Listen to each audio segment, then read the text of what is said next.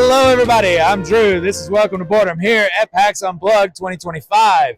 And I'm here at the Hootenanny Games booth. And who do I have the wonderful pleasure of being here with? I'm Alex Kimmerling with Hootenanny Games. All right, Alex, thank you so much for your time. And thank you for letting me come to talk and interview and see how the games are going and how everything's working here at the convention. We're only here on day one as of recording. It's day one. How you feeling so far? Oh, I'm energized. This place is hopping right now. Lots of fun happening all across PAX. Oh, fantastic, fantastic. Now, I do have this question for you. How was your 2025? How did that go for you?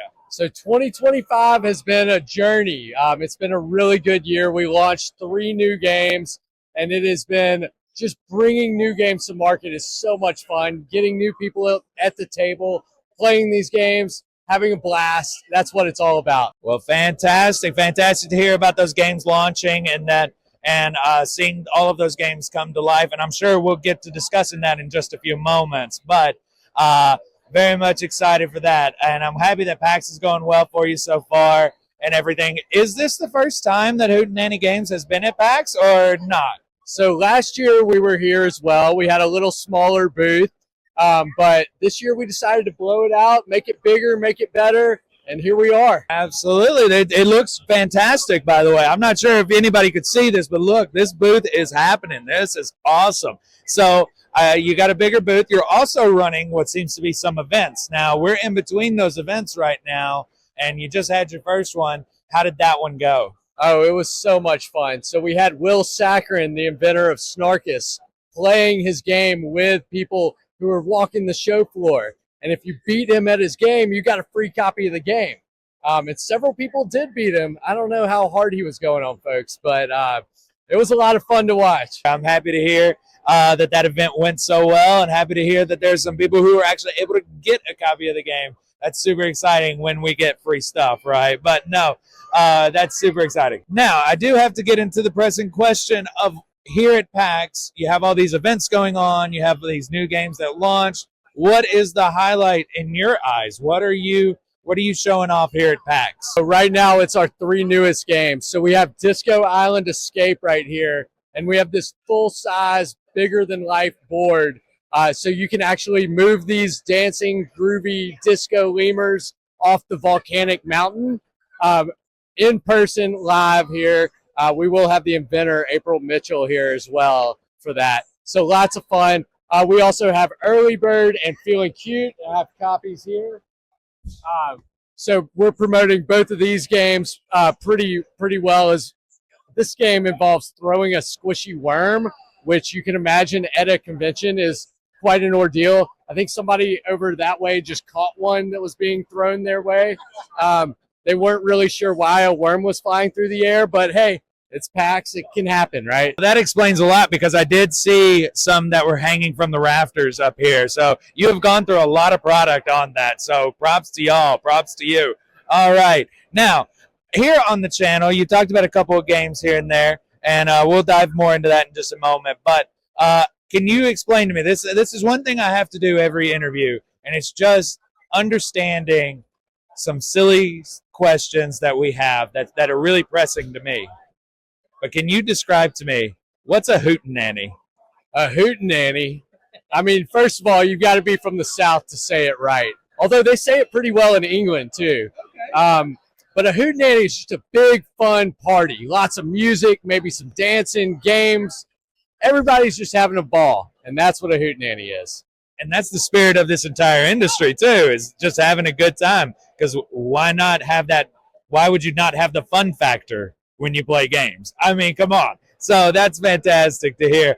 And so we will we'll dive into this. So let's get back to the games, though. I do have to ask questions. So you're showing off a lot of games. You mentioned the games that were released a little bit earlier. You talked about Early Bird, and and the other one was Feeling Cute. Could you talk about that one real quick? Yeah, of course. So Feeling Cute is a family party game. We call it a family party game. All about ranking the cuteness of animals. So you might really love flamingos, but maybe I think a Highland cow is a little cuter. And so we might have a little disagreement about that. But that's what makes this game great. It brings people together around a table, and it's all positive, uplifting, wholesome fun. I mean, you might get a little upset with folks, but it's all fun and games. And this game, Feeling Cute, really brings out the best in family fun. Fantastic, fantastic. And that's one of the key things I love about your company and the games that you make is putting the families first in that. But Feeling Cute, having those arguments, and as well, just oh my goodness, that sounds really fun and things for that. What ages? What would you recommend age wise for families to be playing that at? So Feeling Cute is technically 6 and up. You play it a little younger, maybe with a little assistance. But yeah, it's ultimately kids of any age are going to have a blast with this game. They all are very passionate about animals. Adults are too, not going to lie. We've had some serious conversations about lots of different animals through this game. And it's just fun to watch the whole game take a life of its own. And people are enjoying it. That's what it's all about. And that's the main key is just people having to enjoy it. And so that's awesome to hear. What else do we have besides that with Feeling Cute? And before we get into the next game, Feeling Cute was one of the 3 that you released this year, right? That's right. Okay. And so what was the third one that you released this year? I'm curious to know. So it was Disco Island, Early Bird, and Feeling Cute. Oh, okay. My apologies. We did that to be clear and just see. So thank you for clearing that up. So, okay. So at the show, what else are we showing off? Is that because I know if there's one thing I know about Hootenanny Games is y'all are building a repertoire of games that are fun and family-centered, friendly. I know one of the games that I was just privileged to have a copy of and do content over. I do believe it was about 2 or 3 years ago, but it was Floats Me Goats. And let me tell you this, I played it with a bunch of different people, and they always had something positive to say about it. Now, are we showing that off here, or is what are we doing there? Absolutely. If you look behind you, there's some people playing it right now. I mean, this was our most popular game at PAX last year, and it's got the best name in the industry, too. Floats Me Goats. You can't say that without laughing, right? It's a little Scottish, just a quirky little game, and it is fun. It's a light strategy, abstract game. Probably takes 20 minutes to play it. And I think that fits a niche for a lot of people. Our goal as a company is to bring down the barrier of taking a game from the cabinet and putting it on the table, right? Like, we want to make it so easy to just decide to play a game that there's no hurdle whatsoever. And this game does that. It's a quick, fun, quirky game that people can sit and enjoy any time of the day, week, month. It's just a lot of fun. And that's the thing is, as long as the game is fun, and then that's the key portion of it. No matter how deep the game is, if it's not fun, it's not worth playing. That's the biggest thing. Is so that's what I always say is that the key is having fun, especially with your family, friends, loved ones, little kids, whoever it is that you're playing with is having fun. And so that was one of the things I did love it.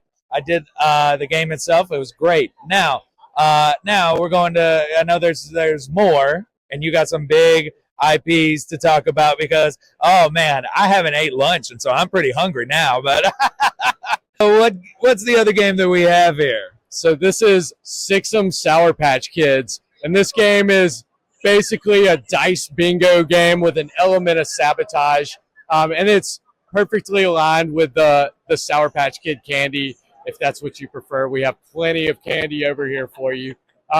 But yeah, it's one of our household favorite candies, especially around Halloween.